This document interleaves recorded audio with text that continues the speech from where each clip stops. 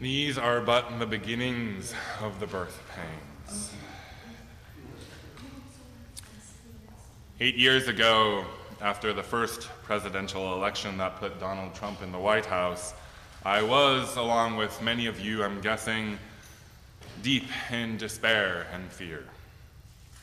At that time, I was working at Sojourners, a faith-based nonprofit that advocates for social justice issues across our nation, based in the Capitol Hill region or neighborhood of Washington, D.C.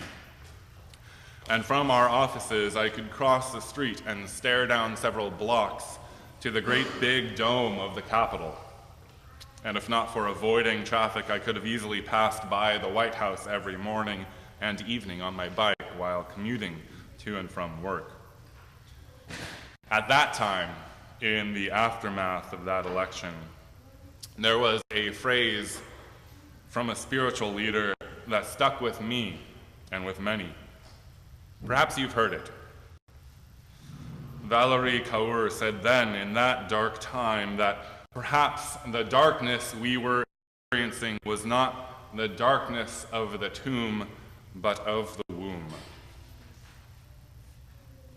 Perhaps out of that darkness, something new would be revealed.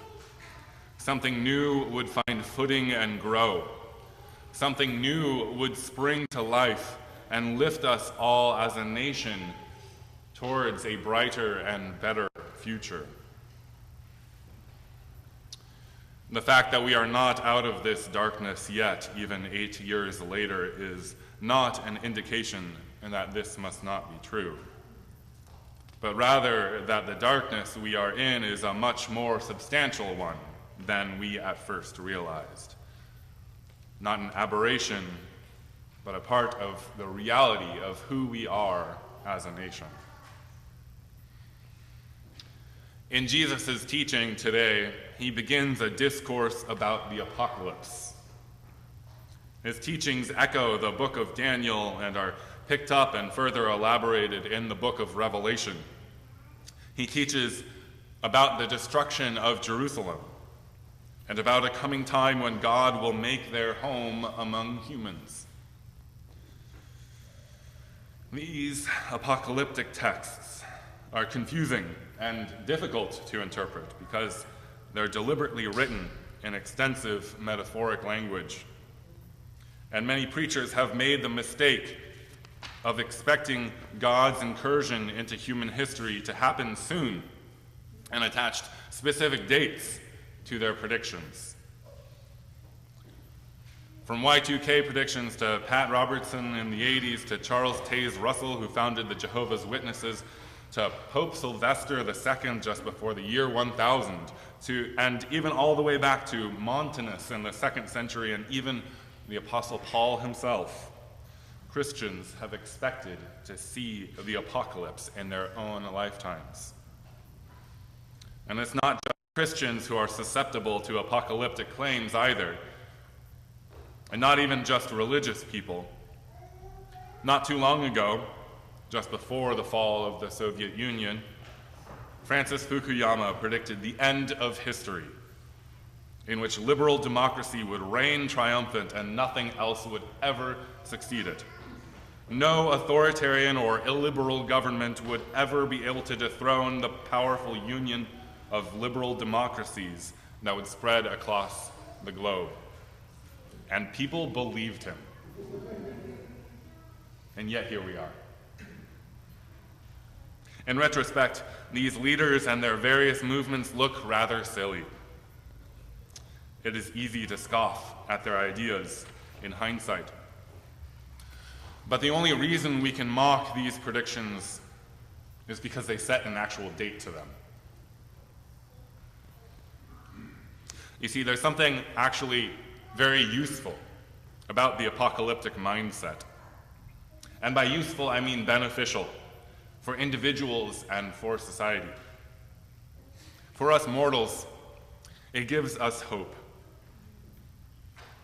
Too often, this becomes a false hope when preachers try to capitalize on this potential for hope and attach it to a specific date or time. And many go along with them because it's psychologically so much easier to hang our hopes on something concrete, like a specific day when we just know that things will be made all right again. But that's not the way that history works. And that's not the way that God seems to want to work either. Like many of you, for the past several years, I have been hearing and taking in and believing the messaging that another Trump presidency would be a threat to our democracy. All along, since January 6th, if not long before, we have known that if Trump got reelected in 2024, as is now the case, he will likely continue in his norm-breaking authoritarian patterns and use his ever-consolidating powers over the Republican Party to his own advantage. And all of that is now likely coming to fruition. And let me be clear and say, this is not the biblical apocalypse. In all likelihood, this is not even the end times of our democracy. But what we can say is that the present moment is nevertheless apocalyptic, in the sense that it reveals something more about ourselves than we realized was the case, and it clears the way for something new to spring up. I do want to acknowledge the fears that many of us hold. Even though I and my family are privileged enough to stand to lose relatively little from a Trump presidency other than the comfort of having decent role models in government and perhaps some aspects of healthcare, I grieve the fact that so many of my friends and colleagues are already made to fear for what has been set in motion, for their rights as individuals, as families, as people seeking to exist as who they are. A friend and colleague posted about how she and her wife are already carrying their papers, their own and their children's, so that they can prove their familial bonds if any questions are raised. Another friend and colleague posted about her fear for people across the globe, how this election could result in untold numbers of people dying prematurely and unnecessarily due to climate disaster.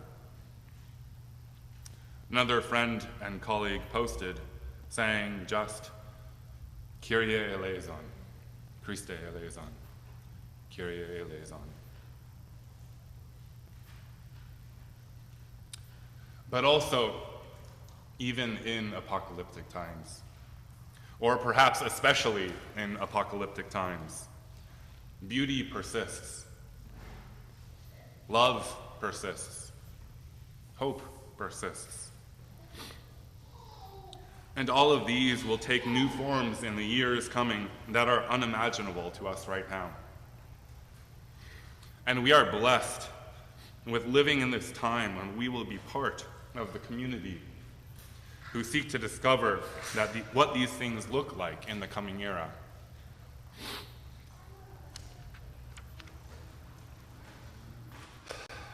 In our household, the particular way that these things have been manifesting most clearly over the past few days is in the creation of an entirely new song that nobody has ever sung before, and that Caspian is absolutely in love with, called the Truck Song.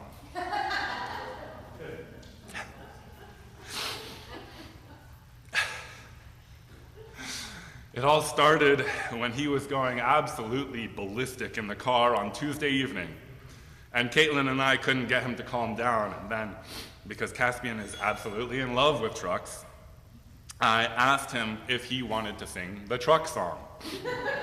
I didn't know what the Truck Song was, or what I would do if he said yes. But I asked, partly hoping it would calm him down, and partly hoping he would continue to scream no so that I wouldn't be forced to make up a song on the spot. But of course he said yes.